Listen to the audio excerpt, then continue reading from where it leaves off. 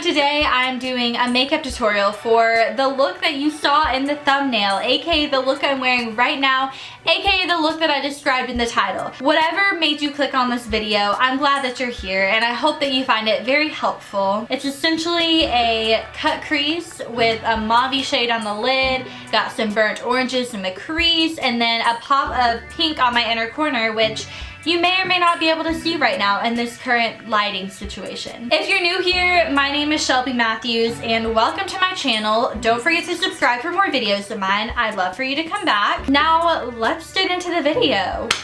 So the first thing I'm going to do is prime my eyes, and I'm actually running out of my Too Faced Shadow Insurance Primer, which is crazy because I've been using it for like as long as I've been doing makeup. So I've been using the Lorac Behind the Scenes Eye Primer. I think I got it like as a sample with something and it's been working okay, but I'm gonna actually buy a new one. So if you have any recommendations for a good eye primer that you think would suit my super oily eyelids, then let me know. Next, I'm going to fill in my eyebrows, and I'm using the Anastasia Brow Wiz in the shade Ebony. I'm not going to go into much detail with this because I am going to film a brow tutorial pretty soon. But general rule of thumb, I kind of start outwards and then work my way in.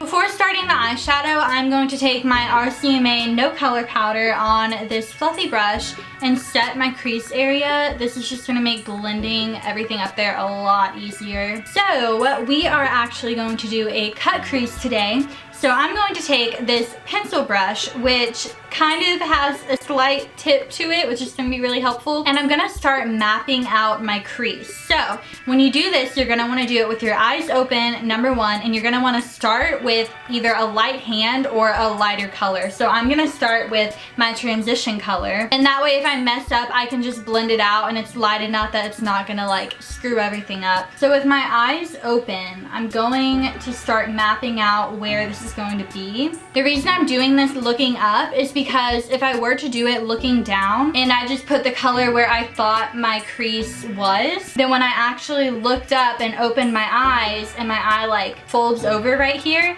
it would cover up the cut that we just made, like the cut sharp crease, and you wouldn't even know that it was there. When you get right here, just kind of wing it out. I'm sure you can hardly tell, but I do have it mapped out a bit now. So for the next step, I'm going to go in with kind of a burnt orange red shade. I'm honestly not really sure how the shade is actually going to show up on my eye. But regardless, I'm using the same brush and I'm gonna go in with a very light hand because it's easy to make mistakes doing cut creases, and I wouldn't be surprised if I do, that's all I'm saying. So I'm basically gonna go over what I just did. You're gonna wanna gradually start blending it up into your crease, but unlike normal eyeshadow looks where I would blend up my crease color pretty high, with a cut crease, you kind of have to keep it low so that you can tell what the shape is. Do you know what I mean? Like the color that I have in the crease is going to have a much thinner width than if I normally did my eyeshadow and I would like bring it way up here. And then I'll go back with this fluffy brush and blend it out. You want a nice like curvy, flicky shape. I feel like I have a good start on this eye, so I'm gonna go ahead and move on to this eye, and then we might be darkening this up later, we'll see.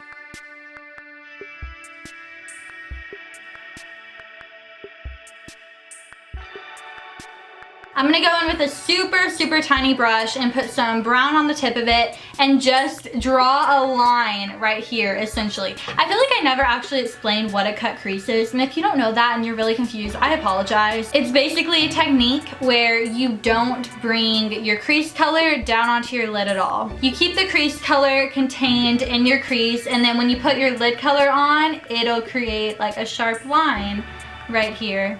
Anyway, speaking of that line,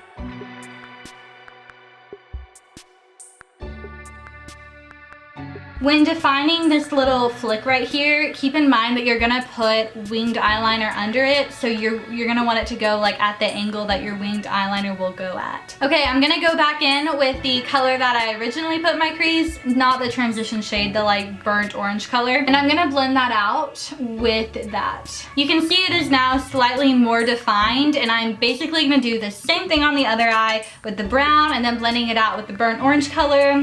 You got it. Okay, so I feel pretty good about this, so I'm gonna go ahead and do my lid. On my lid, I'm using Mauve from the Lorac Pro Palette. I think it'll complement the burnt orange really well.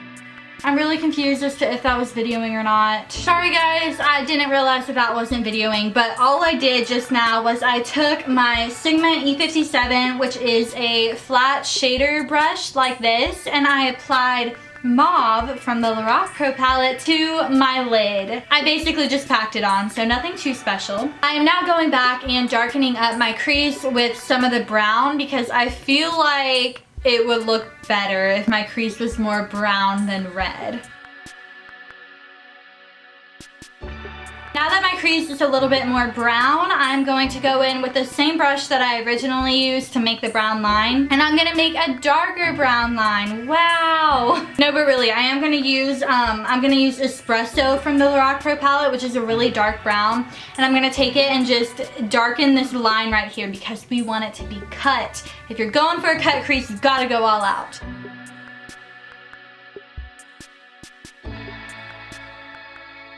Blend it out as you go. We're basically done with the eyeshadow now. I'm going to highlight my brow bone, and ironically, I usually use the same brush that I've been using this entire video basically, with just a plain white eyeshadow. We're done with the eyeshadow. So for eyeliner, like I said, I'm gonna be doing winged eyeliner. It's not a big deal if your wing isn't at the exact same angle as the flick that you have right here. You just don't want your wing to run into the flick. You want there to be a little space in between the two. So I am using the Kat Von D tattoo liner in the shade Trooper. I think I'm gonna do this off camera. Just so you know though, I don't have like a secret technique or anything to do my eyeliner. Honestly, pray for me. Okay, what's up guys? I'm back. I obviously put on my winged eyeliner, and then I curled my lashes and put on a coat of mascara. So we are ready to get going with the face. Everyone's favorite part, the face. Not a look until your face is done. So I'm going to be priming with my Smashbox Photo Finish Pore Minimizing Primer. Now going in with my Maybelline Matte and Poreless Fit Me Foundation. I am shade, let's see if I know off the top of my head. I'm shade 120. I'm just gonna put a little bit of that on the back of my hand and then go in with my damp beauty blender. You'll notice my beauty blender is a very interesting shape right now. A dog chewed it up, not even my dog, a dog chewed it up, and I cut off the tip because it looked terrible basically. So I'm just gonna start pouncing that on my skin. I use my finger to put it above my brow so that I don't get foundation on my brow from the sponge. I'm going to conceal under my eyes. I'm gonna use what God gave me and blend that in with my fingers. I don't think I've shared this trick yet on YouTube, but I've been dying to do that because I've used it every single day for the past like month. If you're not doing this, this will change your life. So I use a separate sponge that I get damp to apply my powder under my eyes. I basically bake with it, but you don't want to use a dry sponge when doing so. You want to dampen your sponge and it will just change everything. Jaclyn Hill taught me this. You know how you are always told not to mix wet, like water or anything wet with powder? Like that's wrong. Think again. So I have a separate sponge for my powder. I'm gonna dip it straight into my RCMA no color powder and I'm gonna bake with it.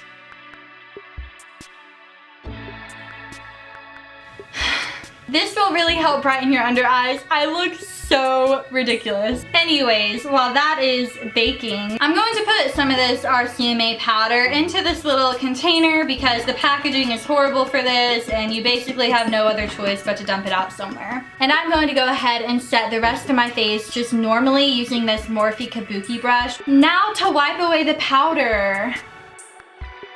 We're gonna move on. I'm sure this video is like 45 minutes long. I'm now going to bronze and contour my face using the Faced Chocolate Soleil powder or bronzer.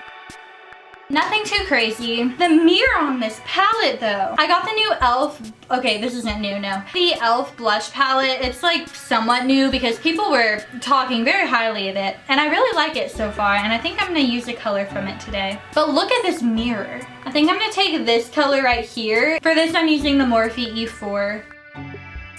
I might as well just finish the face and highlight while I'm at it. For that, I'm using a Champagne Pop, which I use every day. I actually hit pan on it. My face is finished, but I still don't look complete. First, I'm going to finish my eyebrows. So when I put on the powder, my eyebrows get a little powdery and start looking kind of funny. So I usually have to like brush through them again and maybe even put a little bit more product on top of it. I am using this Morphe eyebrow brush. The lettering is rubbed off. I don't really know what it is. But I dip that in some Tresemmé hair gel and I run that through my eyebrows. Just a little travel size thing. We're almost done, but I am now going to finish my lower lash line because it's looking pretty bare and kind of bizarre. I'm using my Sigma E15, which is a flat definer brush, and I'm going to take that burnt orange shade that I used in my crease and I'm going to apply that all along my lower lash line. Blend that out. All of the products I'll be using, in fact, will be linked down below. So I just applied a second coat of mascara on my top and lower lashes, and I am now going to highlight my inner corner. Should I do a color? There's a chance that I'm not gonna like this, but I think I'm gonna try to do a pop of color on the inner corner. I feel like that would make it look more interesting. So I'm going to take a sparkly pink eyeshadow on the same brush I've used for basically everything in this whole video. Try to blend that out. I am going to layer a little bit of the eyeshadow that I usually use to highlight my inner corner on top of this pink one because it's not as bright as I would like it to be. And the good news is this eyeshadow already has some pink undertones, so it'll blend nicely together, I think. I can't decide on a lip color because I feel like you could go so many different ways, but I think I'm gonna do red. I like it. And this is the final look, jazz hands. If you aren't already subscribed, don't forget to subscribe so that you can keep up with my future videos and whatnot. Don't forget to give this video a thumbs up. I hope you all have a great week and thank you so much for watching. I will see you guys soon with another video. Bye!